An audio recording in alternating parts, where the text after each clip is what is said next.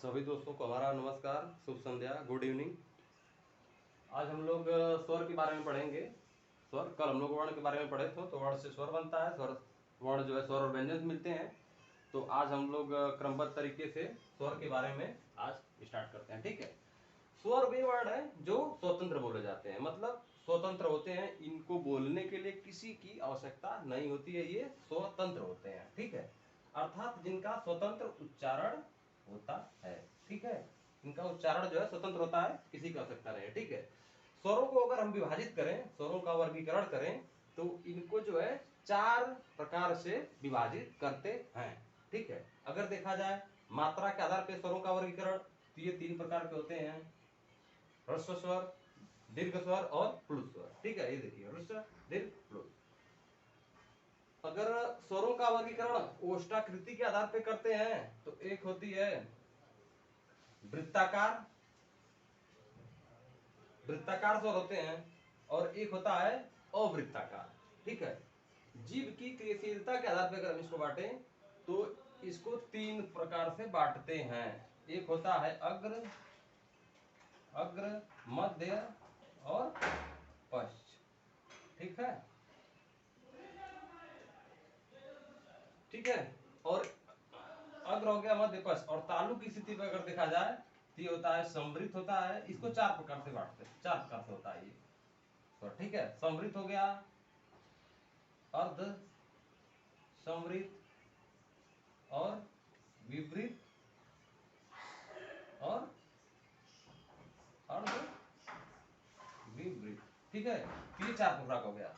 मात्रा के आधार पे 3, ओष्ठाकृति के आधार पे 2, जीभ की क्रियाशीलता के आधार पे 3 और तालु की स्थिति के आधार पे 4, ठीक है।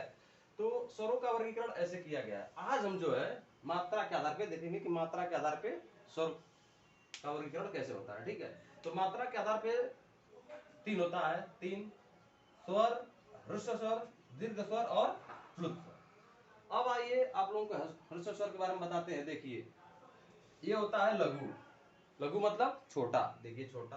अखंडित मतलब जिसका कोई खंड न हो, जैसे अ हो गया, ई, उ, री, इसका कोई खंड नहीं होगा। एक मात्रिक होते हैं, मतलब एक मात्रा होती है इनमें। और ये मूल होते हैं, मूल मतलब जड़ होता है एकदम, मतलब ये मूल आकृति से बने हैं, ठीक है। अ, ई, उ, री। ह्रस्व स्वर की संख्या 4 होती है, 4, ये 4 हो गए, ठीक है। अब आइए दीर्घ स्वर पे, ये गुरु होता है, गुरु मतलब बड़ा। आप देखते हैं गुरु मतलब बड़ा, खंडित होता है, मतलब इसका खंडन किया जा सकता है। संधि, अभी आप लोगों को बताएंगे संधि और द्विमात्रिक कैसे होते हैं, ठीक है, खंडित भी बताएंगे, ठीक है। जैसे आ, ई, बड़ी, बड़ा, उ, ए, ओ, ऐ, औ, ये होते हैं, देखिए ये 7 होते हैं, ठीक है। प्लुत स्वर क्या होते हैं? किसी स्वर को लगातार लंबे समय तक उच्चारण किए जाने से यह प्लुत स्वर का रूप धारण कर लेता है। जैसे लंबे समय तक बुलाएंगे, जैसे एग्जांपल आप देख लीजिए, जैसे बुलाते हैं ना मम्मी, बोलते हैं ना मम्मी, भैया, ये हो गया, ये भैया, ये हो गया प्लुत स्वर। जैसे उच्चारण करने में ज्यादा समय लगता है, जैसे ओम हो गया, ओम, ये प्लुत स्वर होता है, ठीक है। अब आप देखिए एक होता है ये संयुक्त स्वर, संयुक्त स्वर होते हैं 4, इनकी संख्या 4 होती है। देखिए एक ए होता है, एक ऐ होता है, एक ओ, औ। अ, ई मिलके ए मिलते हैं, अ, ए मिलके ऐ, अ, उ मिलके ओ, और अ, उ मिलके ओ मिलके औ मिलते हैं, ठीक है। देखिए अभी आप लोग आगे पढ़ेंगे कि ये गुण संधि होती है, जैसे अ और उ मिल गया तो ये गुण संधि हो गई, अ प्लस ई मिल गए ए, ये वृद्धि संधि हो गई, ठीक है। तो ये दिया है ना कि ये संधि।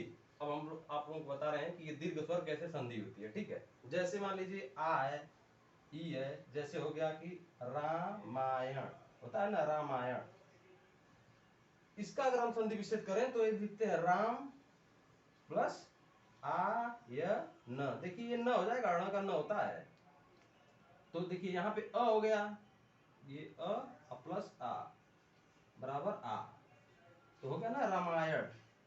तो यही है, ये संधि होती है। जैसे दीर्घ स्वर जो होते हैं उनकी संधि बनती है, ये द्विमात्रक होते हैं, मतलब एक मात्रा देखिए ये हो गया, ये हो गया, 2 मात्रा हो गई, उ हो गया, तो इसीलिए इसे संधि भी कहते हैं, द्विमात्रिक कहते हैं, खंडित भी कहते हैं। खंडित का मतलब इसको खंडन इसका किया जा सकता है। जैसे ये देखिए ए है, ये भी है ना दीर्घ स्वर, दीर्घ स्वर है, देखिए दीर्घ स्वर है, ए है, तो ए को हम क्या लिख सकते हैं, अ प्लस ई बराबर ए, तो इसको खंडन किया जा सकता है ना, जैसे अ प्लस ई ए का खंडन हो गया ऐसे, इसीलिए इसे दीर्घ स्वर कहते हैं। जैसे ये सब हो गया, ठीक है। संधि द्विमात्रिक हो गया अपना, ये प्लस स्वर हो गया।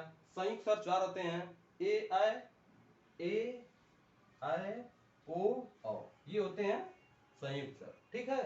अब हम लोग अगली क्लास में ओष्ठाकृति के आधार पर देखेंगे कि एक वृत्ताकार होती है, एक अवृत्ताकार होती है, तो इसके आधार पर फिर जीव की क्रियाशीलता के आधार पर, तालु की स्थिति के आधार पर, ठीक है।